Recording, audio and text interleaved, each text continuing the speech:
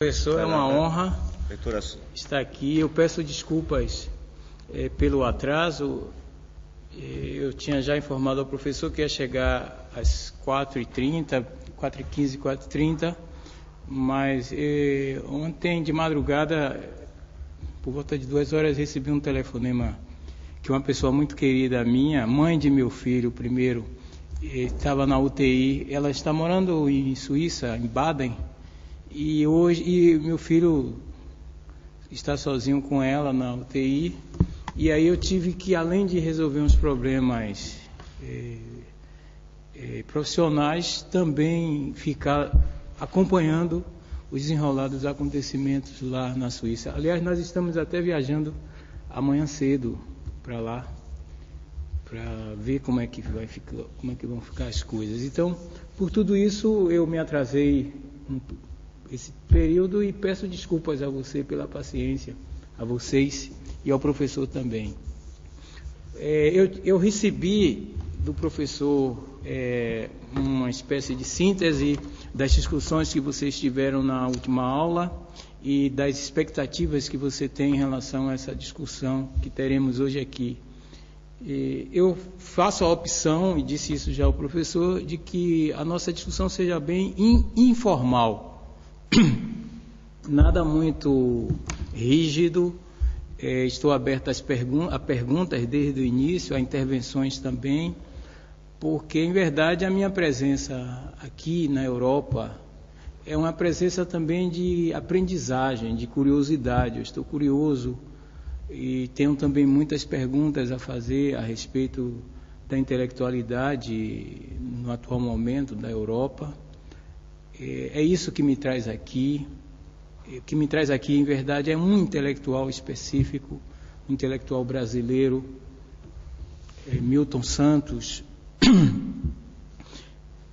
que por suas características, digamos assim, pelo seu histórico de vida, a mim me parece, no contexto do Brasil, que é um país que eu acho que vocês conhecem um pouco, até hoje, com sérios problemas nas relações interraciais, na medida em que a escravidão no Brasil tem pouco mais de um século que foi extinta, mas até hoje na sociedade brasileira subsiste um pensamento que eu ainda hoje considero bastante escravocrata, ou saudoso da escravidão. E este intelectual, Milton Santos, ele se constitui num paradigma na seara da intelectualidade brasileira, por ser um neto de escravos e por ter iniciado a sua carreira e já se firmado como intelectual no final da década de 1940, quando ainda existiam no Brasil pessoas que tinham vivido sob o regime da escravidão.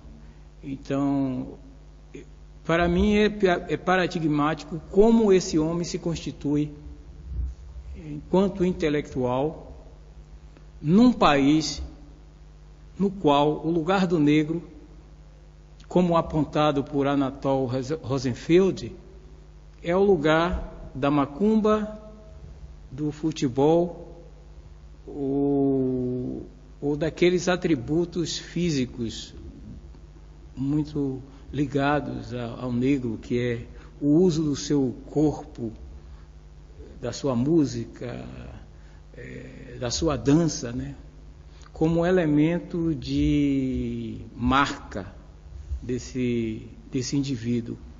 Então, Milton Santos se torna, desde o final da década de 40, num intelectual que vai ser reconhecido dentro da sociedade do estado onde ele nasceu, que é a Bahia,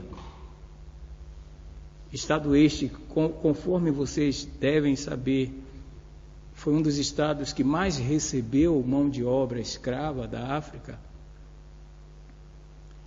Estado este desde o tempo da colônia, de forças conservadoras extremamente fortes. Aliás, foram essas forças da Bahia que lutaram bastante para que não houvesse a independência do Brasil, resistiram à própria ideia da independência do Brasil, quando o Brasil se declarou independente de Portugal. A Bahia resistiu, as suas elites resistiram, e também na Bahia a discussão sobre o fim do escravismo foi bastante tensa, a sociedade bastante dividida, na medida em que os produtores rurais baianos e as elites baianas de poder na Bahia não gostariam de ver extinto esse tipo de estrutura econômica. Então, Milton Santos, filho de pais professores da rede pública da Bahia, professores, nós chamamos professores primários, né? Os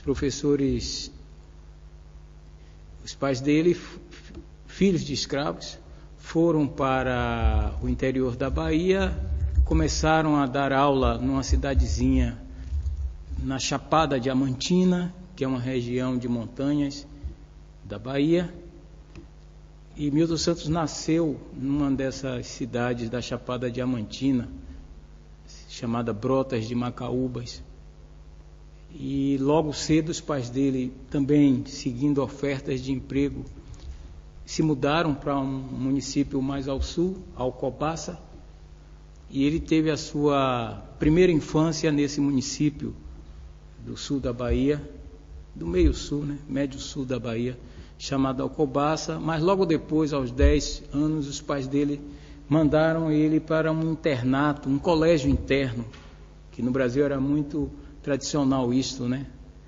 Os filhos eram mandados para estudar fora, nos melhores lugares, na capital. E ele foi, então, estudar num colégio interno, aos 10 anos, e a sua adolescência foi em Salvador já, estudando nesse colégio interno, e aos 17 ele fez o exame para ingressar no ensino superior, estudou para isso e ingressou no ensino superior na Faculdade de Direito.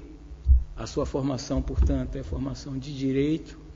Terminou o curso de Direito, recebeu uma oferta para ir trabalhar num município do interior muito famoso pelos livros de Jorge Amado, que é o município de Ilhéus, onde Jorge Amado construiu boa parte da sua obra, né?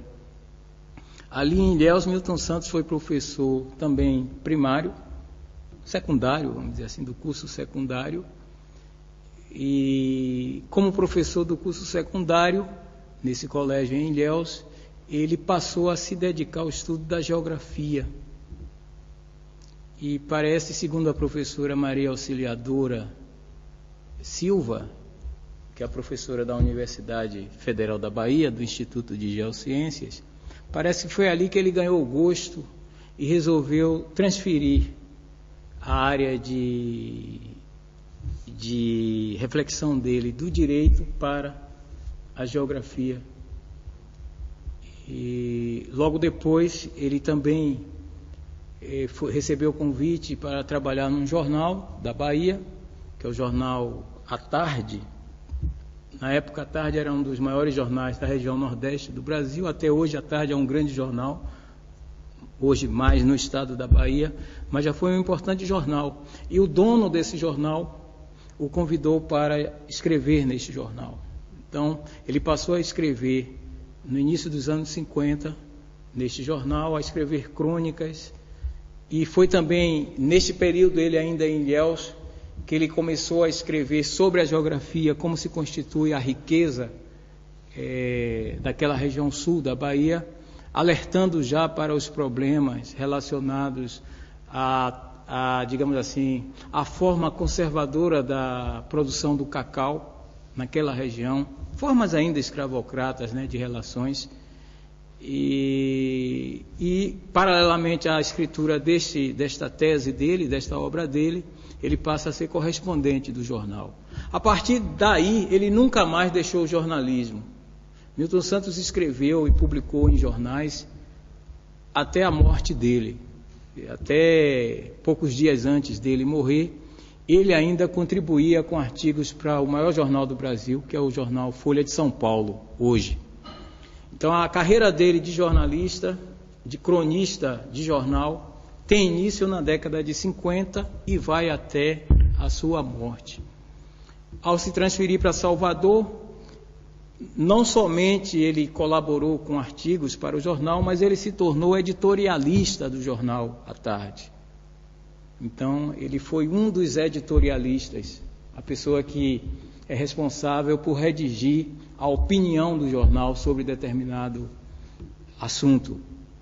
Ele foi editorialista até o momento em que recebeu um convite para fazer o doutorado dele em geografia na França.